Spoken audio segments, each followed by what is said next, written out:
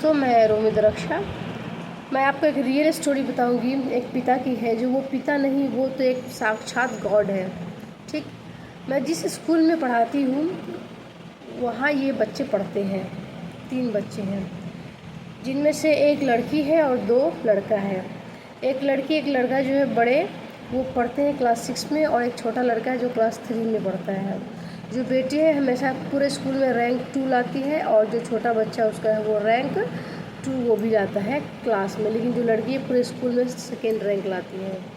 तो ये एक रियल कहानी है। मैं उनसे रोज़ मिलती हूँ, मैं जब भी उनको देखती हूँ बच्चे को, तो मैं कहती हूँ मुझे मेरे तरफ से जो प्रणाम है, आपके पिताजी को ज़रूर कहिएगा, क्योंकि मैंने सुना कि उनके जो फादर है एक गॉड है। क्या है? गॉड। फादर का मैं कह रही हूँ, मैं उन्हें कहती भी हूँ बच्ची को कि जाके अपने फादर को बोलना कि एक मैम है जो आपको कहती है आप फादर नहीं, आप एक गॉड हैं।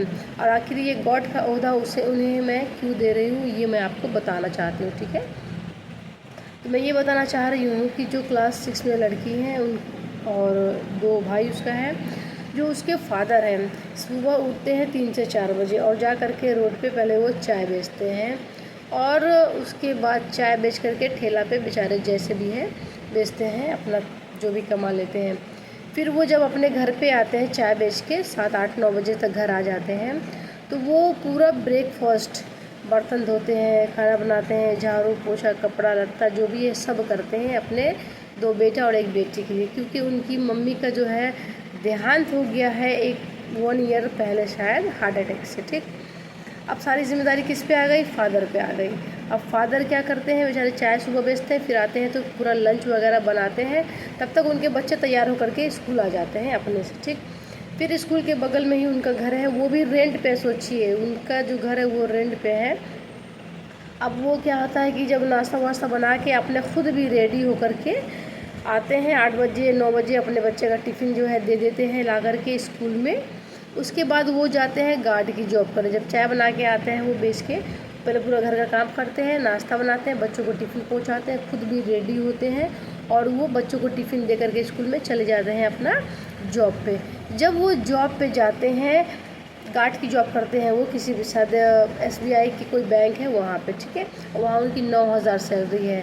अब सोचिए कि उस 9,000 में जो मेरे स्कूल में फ़ीस है बच्चों की 1,500 है, जैसे कि नॉर्मल फ़ीस है। बाकी आम स्कूलों में देखती हूँ मैं 2,000, 3,000, 5,000 रहती है। अब पढ़ाई की कोई गारंटी नहीं, बट मेरे स्कूल में अगर आप एक दिन भी नहीं आएंगे स्कूल, तो आपके यहाँ तुरंत जो है एब्सेंटी का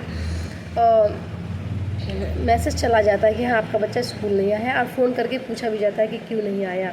और ये भी होता है कि जो बच्चा काम नहीं पूरा किया है तो उनको छुट्टी में रुक के काम करना है, उनके पेरेंट्स से परमिशन ले करके। जैसे कि मेरे स्कूल में बहुत ही बेहतरीन पढ़ाई होती है, मैं जानती हूँ। ठीक है, मैं जानती हूँ कि बहुत ही बेहतरीन। अगर किसी बच्चे को एडमिशन कराना है गोरखपुर के अच्छे स्कूल में कम फीस में, तो आपको हम कहेंगे कि मेरे स्कूल से बेहतर आपको कोई दिखेगा नहीं। अब हाँ, बाकी क्या फैसिलिटी होगा, हर चीज़ का चमक धमक, लेकिन हमारे यहाँ पढ़ाई पे ज़्यादा जोर दिया जाता है, और हर हफ्ते एक एक्टिविटी होती है, और हमारे यहाँ स्पीकिंग इंग्लिश भी होती है, और बहुत ही बेहतरीन, बहुत ही खूबसूरत डिसिप्लिन में भी होती है। और कोई कुछ किसी भी बच्चे से ऊँची आवाज़ में, या टीचर ऊँची आवाज़ में कोई किसी से बात नहीं कर सकता, वहाँ अलाउड ही नहीं है। वहाँ क्या अलाउड है? प्रेम और डिसिप्लिन बहुत ज़्यादा है हमारे स्कूल में। कहते हैं बहुत ही बेहतरीन। मेरा बाबू भी है वहीं पढ़ता है, उसको भी मैं पढ़ाती हूँ। तो ये मैं कह रही थी कि जब उसके फादर की 9,000 सैलरी है, और वो सारा काम भी करते हैं और बच्चे को टिफ़िन भी पहुँचाते हैं, और वो 9,000 की सैलरी में समझिए कि 5,000 उनका जो हर महीने बस फ़ीस आता है, सूखा फ़ीस, बुक अलग से, ड्रेस अलग से, एग्जामिनेशन फ़ीस वगैरह अलग से। जो बड़ी बीमारी आजकल हो जाती है वो उनको अलग से। सोचिए वो कैसे मैनेज करते हैं वो पिता। तो ये क्या, ये जो पिता है वो किसी गॉड से कम है? नहीं है, सोचिए।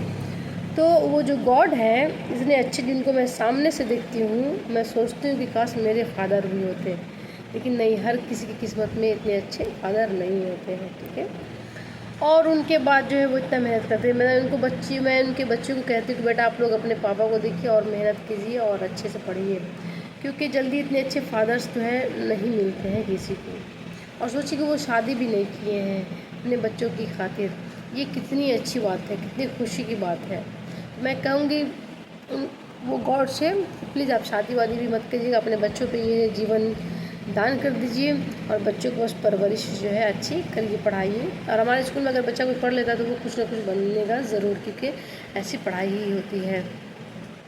तो मैं यही कहना चाहूँगी कि अगर आप लोग में से कोई ऐसे लोग हैं जिनके पास बेतहा पैसा है, भगवान ने दिया हुआ है या खुदा ने दिया है या उनके ईशू ने दिया है, तो प्लीज़ आप ऐसे पेरेंट की सपोर्ट कीजिए। अब देखिए वो 9,000 में 5,000 तो फ़ीस देते हैं, फिर admission fees, annual fees, book का, ड्रेस का सब अलग से है, फिर 9,000 में वो 3,000 रुपये रूम का रेंट भी देते हैं। एक रूम है, आजकल बहुत महंगी है रेंट वगैरह, गोरखपुर में छोटा सा रूम है, उसका 3,000 उनका भी देते हैं। सोचे कि 5,000 वो, 3,000 वो, 8,000 उनका चला जाता है।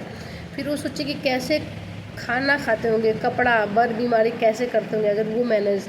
मैं तो उसके आगे सोच भी नहीं पाती हूँ इतनी कम सैलरी में। तो मैं कहना चाहूँगी कि जितने बड़े लोग, अमीर लोग अगर आप लोग हैं तो थोड़ा सा उनका सपोर्ट करके, जो 2 टाइम वो ड्यूटी करते हैं गार्ड की और चाय की, तो मैं कहूँगी कि छोटा सा उनका शॉप अगर आप कहीं पे हेल्प करके खोल देते हैं, बस चाय की ही, ताकि वो दिन भर बस वही एक काम कर ले अच्छे से और अच्छी कमाई करें, ठीक है। तो बहुत ज़्यादा मेहरबानी भी होगा, ठीक है। तो मैं कहूँगी कि इन बच्चों को जो है ऊपर वाले पढ़ने में मन लगाए, उन्हें आगे बढ़ाए, कामयाब बनाए, ताकि फादर आगे चल के बुढ़ापे में बच्चे उनको आराम दे सकें, ठीक।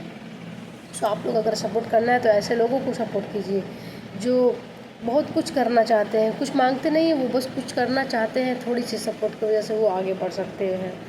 तो अगर आपको ये एड्रेस चाहिए तो मैं आपको एड्रेस बता दे रही हूँ। उनका है मेरे स्कूल का नाम है द इंडियन रेवोल्यूशनरी स्कूल, और आरोग्य मंदिर के पीछे है, और स्कूल के जस्ट बगल में ही जो है उनका घर है। अगर आप चाहें तो आप मुझसे भी कांटेक्ट कर सकते हैं। ये मैं जो अभी आपको वीडियो बना रही हूँ मेरे लिंक में, और मैं अपना नंबर भी आपको दे रही हूँ ताकि आप उनका सपोर्ट कर सकें। मेरा नंबर है 9118162441, ठीक।